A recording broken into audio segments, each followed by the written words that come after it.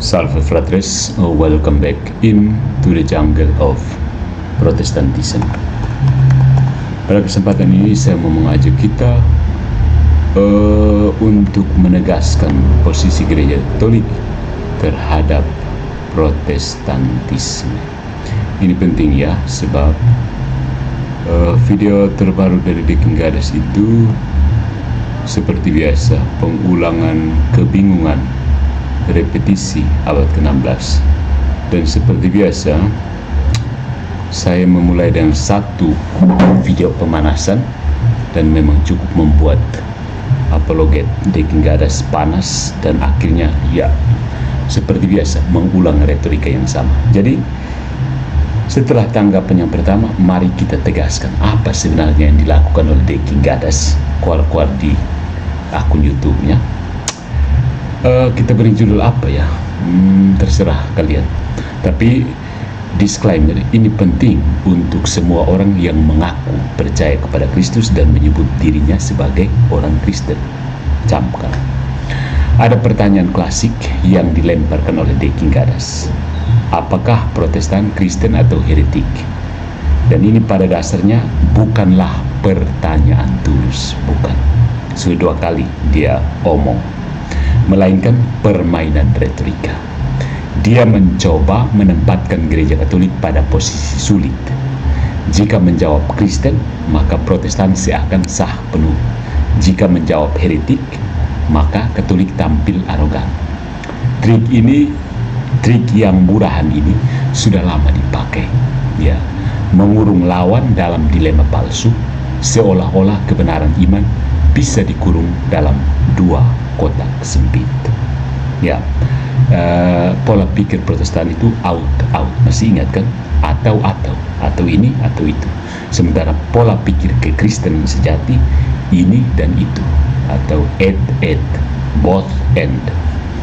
The King Goddess selalu mengklaim punya bukti resmi dari Katekismus Gereja Katolik dan kitab hukum kanonik, sambil mengutip Ratzinger untuk menyatakan bahwa Protestan tidak bisa disebut bidat. Dengan percaya diri, ia menyamakan definisi yuridis, yaitu untuk urusan disiplin internal, dengan definisi teologis yang lebih luas. Disinilah sebenarnya akar masalahnya. Dia mengubah hukum kanonik menjadi kamus tunggal kebenaran, lalu menyimpulkan bahwa karena kata heretik tidak muncul dalam Vatikan II, maka realitas heresi lenyap begitu saja. Trik sulap ala Protestan. Inilah titik di mana filsafat ikut bicara. Ya, jadi kalau Deki mau belajar, sekarang saatnya. The King Goddess berpikir dalam kerangka nominalisme. Kebenaran hanya ada sejauh label dipakai. Jika istilah dihapus, realitas pun lenyap. Sebaliknya, tradisi Katolik berakar pada realisme. Kata hanya menunjuk, sedangkan realitas iman tetap berdiri, meski bahasa pastoral dipilih lebih lembut. Dengan kata lain, saudara-saudariku, perbedaan istilah bukanlah penghapusan substansi. Sekali lagi, perbedaan istilah bukan penghapusan substansi. Ya. Nah, pengantar ini bermaksud untuk membawa kita pada analisis lebih dalam. Pertama, membongkar kesalahan asumsi teologis The King Goddess. Yang kedua, mengupas manipulasi retorika yang dia gunakan. Dan yang ketiga, menunjukkan bahwa seluruh bangunan pikirannya rapuh karena berpijak pada nominalisme linguistik, bukan realisme iman. Itu titik mendasarnya. Sampai di sini sudah ada yang lawan lagi. Mari kita lihat yang pertama, kesalahan asumsi teologis. The King Goddess membangun argumennya di atas fondasi yang rapuh, asumsi yang keliru tentang apa itu bidat dan bagaimana gereja Katolik memandang Protestan. Mari kita bongkar satu persatu. Number 1, definisi bidat yang dipersempit. The King Goddess hanya membaca KGK 2089 dan Kanon 751 secara literal, persis cara baca dia terhadap kitab suci, bukan? Lalu menyimpulkan bahwa heretik hanya berlaku bagi orang Katolik yang sudah dibaptis lalu menolak iman Katolik. Dengan demikian, menurutnya Protestan tidak bisa disebut bidat karena mereka tidak pernah masuk Katolik sejak awal. Oke. Masalahnya di sini adalah definisi itu bersifat yuridis kanonik. Ingat, bersifat hukum internal, ditujukan untuk menata disiplin internal umat Katolik, bukan untuk menyapu bersih seluruh makna teologis historis. Dalam sejarah, Pak Deki, Konsili Trente secara eksplisit menyebut reformasi sebagai heresi. Jadi, menyempitkan arti hanya kerana hukum kanonik berarti mengabaikan dimensi dogmatis dan historis. Ya. Yang kedua, ada dikotomi palsu, Kristen atau heretik. Ingat, justru karena Kristen maka bisa disebut heretik. Kalau bukan Kristen, ngapain disebut heretik? Ya. Deking Gadas memaksa audiens untuk memilih salah satu.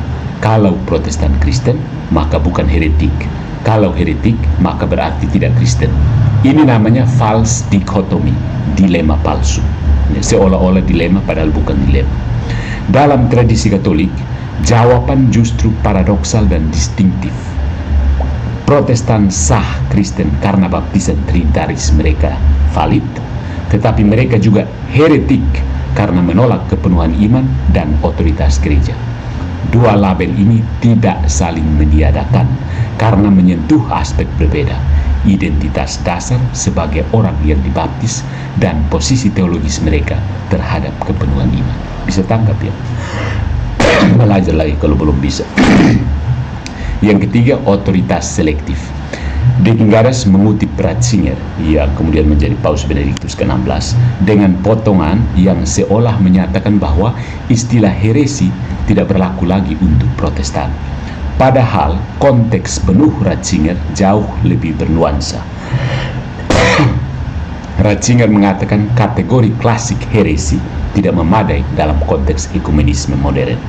Tetapi itu tidak menghapus realitas penolakan iman. Penolakan iman itu tetap ada kan? Ya. Deking Gadas memakai potongan yang enak bagi narasinya, lalu menutup mata pada kelanjutan argumen yang justru mempertegas perbedaan antara gereja Katolik dan komunitas Protestan. Yang keempat, menyamakan bahasa pastoral dengan perubahan doktrin. Dia membaca istilah saudara terpisah dari Konsili Vatikan II seolah berarti Katolik sudah berhenti menganggap Protestan sebagai heretik. Padahal itu hanya pilihan bahasa pastoral yang lebih ramah untuk membuka pintu dialog ekumenis, bukan? Doktrin tidak berubah, kepenuhan kebenaran hanya ada dalam gereja Katolik, dan penolakan kepenuhan itu tetap merupakan bentuk heresi. Ya. Jadi, asumsi-asumsi Deking Gadas ini bukan hanya keliru, tapi juga menyesatkan. Dia mencampur adukan ranah hukum dengan teologi, memakai dilema palsu, mengutip setengah kalimat, dan menyamakan nada pastoral dengan perubahan substansi. Semua ini membuat analisisnya tampak berani, padahal berdiri di atas fondasi pasir. Nah, yang paling menarik adalah teknik manipulasi retorika. Pada umumnya pendeta Protestan begitu ya, entah kenapa. Kalau sebelumnya kita bedah asumsi teologisnya yang rapuh, di sini kita mau membongkar senjata retorik yang dipakai Deking Gadas. Dia tidak bertarung dengan argumen murni, melainkan dengan trik panggung. Mari kita buka lapisannya. Yang pertama, ad hominem, serangan pribadi. Alih-alih menjawab isi, Deking Gadas menyerang pribadi. Dia menyebut lawannya mulut lebih cepat dari otak, ngawur, tafsir gembel, bahkan ular berbisa. Itu bukan argumen Pak Deki, tapi pelampiasan emosi ibu-ibu di pasar Oeva. Dengan cara ini, dia mencoba melemahkan kredibilitas lawan di mata audiens tanpa harus masuk ke inti persoalan. A.K.A. ya itu tadi, ibu-ibu di pasar Oeva baru pulang belanja ini ikan asin. Retorika semacam ini adalah senjata bagi orang yang miskin logika. Ya. Yang kedua, strawman, orang-orangan sawah. Deking Gadas menuduh Allegro seolah membuat jebakan dilema. Kalau Katolik bilang Protestan Kristen, maka Protestan sah, Kalau Katolik bilang heretik, maka Katolik arogan. Itu karikatur ya, bukan yang sebenarnya diucapkan Allegro. Allegro justru mengemukakan distingsi. Tahu distingsi kosong deh. Protestan tetap Kristen karena baptisan, tetapi juga heretik karena menolak kepenuhan iman. Ya, sekali lagi saya tegaskan, justru karena Kristen maka bisa disebut heretik. Kalau bukan Kristen ngapain disebut heretik? Deki mengganti argumen lawan dengan boneka jerami lalu menghajarnya sendiri. Good job Deki Gadas. Yang ketiga, framing heroik. Deki Gadas berkali-kali memposisikan diri atau memosisikan diri sebagai guru bijak yang hanya memberi edukasi atau menunjukkan sumber resmi, padahal dia sendiri menyaring kutipan, menafsir sepotong, dan membungkusnya seolah netral. Inilah retorika framing, mencitrakan diri objektif, padahal bermain di balik panggung dengan agenda tertentu. Tahu agenda itu apa? Yang keempat, ada repetisi teatrikal. Dek ini cocok main teater ya, ikuti taman budaya. Kalau datang Kupang nanti main-main di taman budaya, bermain teater di situ. Ungkapan seperti game over, resmi, stop sebut bidat, dia ulang-ulang sampai bosan. Ya, tujuannya bukan membuktikan, melainkan menciptakan ilusi kepastian lewat ritme dan tekanan emosional. Ini tipikal gaya debat populis ala Protestan. Kalau logika tidak kuat, ulangi kata kunci keras-keras. Ya. Deki Gadas dengan demikian lebih banyak memainkan psikologi audiens daripada akurasi teologis. Dia benar-benar tahu mayoritas pendengarnya tidak membaca dokumen asli. Jadi, dia menanam kesan lewat kata-kata kasar, karikatur, dan pengulangan. Dengan kata lain, argumennya berdiri di atas panggung sandiwara retorik, bukan di atas fondasi kebenaran. No. Ya, mari kita lihat ini yang mendasarnya. Apa filosofi dasar cara berpikir dari Deki Gadas ini? Basis filsafat, realisme versus nominalisme. Di balik semua serangan verbal Deki, ada cara berpikir yang lebih mendasar. Dia berdiri di atas tanah nominalisme. Dan disinilah perbedaan dengan tradisi Katolik yang kokoh di atas realisme. Yang pertama, nominalisme ala Deki Gadas. Kata sebagai penentu realitas atau kenyataan. Jadi bagi Deki Gadas, kebenaran teologis bergantung pada label. Jika Konsili Vatikan II tidak lagi menyebut kata heretik untuk Protestan, maka realitas heresi dianggap hilang begitu saja. Kalau istilah tidak dipakai, maka fakta pun sirna. Inilah logika nominalis ya. Nomina itu dalam bahasa Latin artinya sebutan atau nama. Nama itu kan sebutan kan. Kata hanya tanda buatan. Realitas di luar kata dianggap tidak pasti atau bahkan tidak ada. Ini prinsip nominalis. Contoh nyata, dia berulang kali berkata, Vatikan II tidak pernah pakai kata heretik, maka Protestan bukan heretik. Dia menjadikan absennya istilah sebagai bukti absennya realitas. Soalnya bisa begitu bro. Ini model begini, ini filsafat bahasa yang dangkal ya, bukan teologi iman. Yang kedua ada realisme Katolik. Jadi tadi nominalisme Deki Gadas, sekarang realisme Katolik. Substansi itu lebih dari sekedar label ya. Tradisi Katolik berakar pada realisme. Istilah hanya menunjuk kepada realitas objektif yang ada. Heresis bukan sekedar kata, tapi menunjuk pada fakta teologis, penolakan terhadap kepenuhan iman. Apakah dokumen pastoral memilih ungkapan lebih ramah seperti saudara terpisah?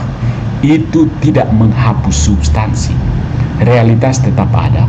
Baptisan Protestan sah, maka mereka Kristen. Tapi penolakan mereka terhadap sakramen dan magisterium tetap merupakan kesesatan. Ya, seperti halnya dokter menyebut penyakit X dengan istilah medis yang lebih halus, penyakit itu tetap real. Kata berubah, kenyataan tidak. Ya. Yang ketiga, konsekuensi nominalisme. Dengan berpikir nominalis, De Gingadas jatuh pada relativisme. Saya sudah bilang kan, relativisme dan protestantisme itu dua saudara kembar. Seakan-akan iman hanyalah permainan bahasa. Kalau istilah diganti, maka status rohani berubah. Ini berbahaya karena kebenaran iman tidak lagi dipahami sebagai sesuatu yang objektif, tapi hanya produk kebijakan terminologi. Realisme Katolik justru menegakkan bahwa kebenaran tetap ada meski istilah pastoral berubah. Nama bisa berganti, substansi tetap sama. Protestan tetap Kristen karena baptisan dan tetap heretik karena menolak kepenuhan iman. Ya, jadi inti kelemahan De Gingadas bukan hanya salah baca dokumen atau retorika kasar, tetapi lebih dalam. Dia mengusung cara berpikir nominalis yang menolak realitas objektif. Gereja Katolik berakar pada realisme, menegaskan bahwa iman bukan permainan kata-kata, melainkan kebenaran yang ada di luar bahasa manusia. Ya, tapi yang paling penting adalah evaluasi dari perspektif Katolik. Sesudah kita bongkar asumsi keliru dan trik retorik De Gingadas, mari kita kembalikan persoalan pada posisi gereja Katolik sendiri. Disinilah terlihat jelas sekali, ya, Deki bukan sedang melawan Allegro, dia sedang melawan doktrin Katolik yang utuh. Yang pertama, Konsili Vatikan II, bahasa pastoral, bukan penghapusan dogma. Unitatis Ret Integratio dan Lumen Gentium menggunakan istilah saudara terpisah untuk Protestan. Maksudnya pastoral, membuka pintu dialog, merangkul dalam kasih, bukan membatalkan kenyataan bahwa mereka menolak kepenuhan iman. Konsili tidak pernah berkata reformasi bukan heresi. Yang dilakukan hanyalah mengganti nada keras Trente dengan bahasa dialogis tanpa mencabut isi teologis. Ya, orang Katolik itu cerdas dan cermat.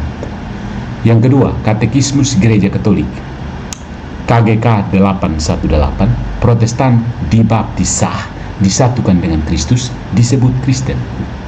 Namun KGK juga menegaskan kepenuhan sarana keselamatan hanya ada, ingat, hanya ada dalam Gereja Katolik, KGK 816. Jadi ya, mereka Kristen, tapi Kristen yang cacat dalam persekutuan. Ya. Yang ketiga, Konsili Trente tetap sah, saudara-saudariku. Konsili Trente secara eksplisit menyebut reformator sebagai heretici, artinya orang-orang heretik. Vatikan II tidak membatalkan Trente. Sekali lagi, Vatikan II tidak membatalkan Trente. Konsili baru tidak pernah menganulir konsili ekumenis yang sudah disahkan. Itu hanya propaganda Protestan kalau kamu mendengar seperti itu. Artinya, realitas teologis reformasi sebagai heresi tetap berdiri.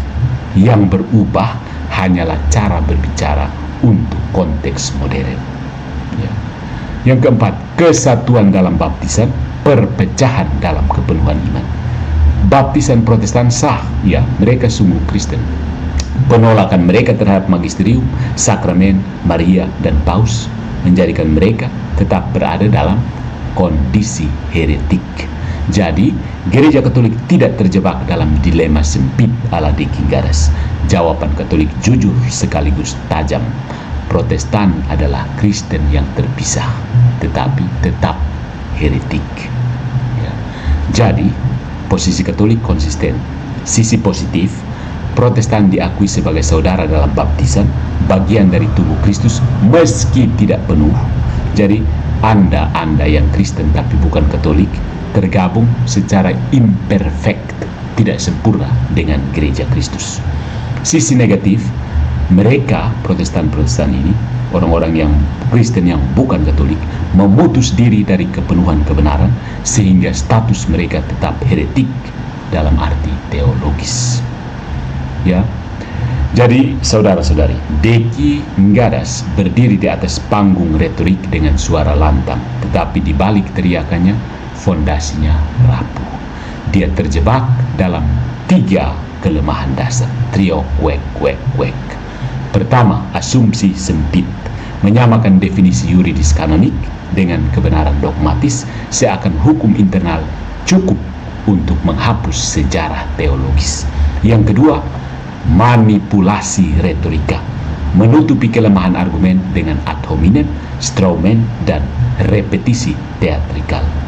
Yang ketiga, nominalisme linguistik, mengira bahwa kebenaran hilang hanya karena istilah pastoral diganti. Berhadapan dengan realisme Katolik, seluruh bangunan inti amblas. Bangunan ini runtuh. Gereja Katolik tetap konsisten, Protestan sah Kristen karena baptisan mereka valid, namun tetap heretik karena menolak kepenuhan iman, sakramen, dan magisterium. Vatikan kedua memilih nada dialogis, bukan penghapusan dogma. Konsili Trente tidak dibatalkan, dan Ratzinger sendiri tidak pernah menghapus fakta bahwa reformasi adalah bentuk heresi. Dia hanya menegaskan perlunya kerangka ekumenis baru. Dekingares ingin meyakinkan audiens bahwa permainan kata sudah mengubah kenyataan. Namun realisme Katolik tahu lebih dalam. Kebenaran iman tidak tunduk pada retorika, tidak larut dalam terminologi. Substansi tetap ada meski kata-kata manusia berganti. Maka kesimpulan sederhana, Dekingares bukan sedang membongkar Patris Allegro. Dia sedang membongkar kelemahan logikanya sendiri. Nominalismenya terpeleset, retorikanya terkuak, dan teologinya runtuh di hadapan realitas iman yang tidak bisa dipoles dengan kata-kata manis. Follow for more into the jungle of Protestantism.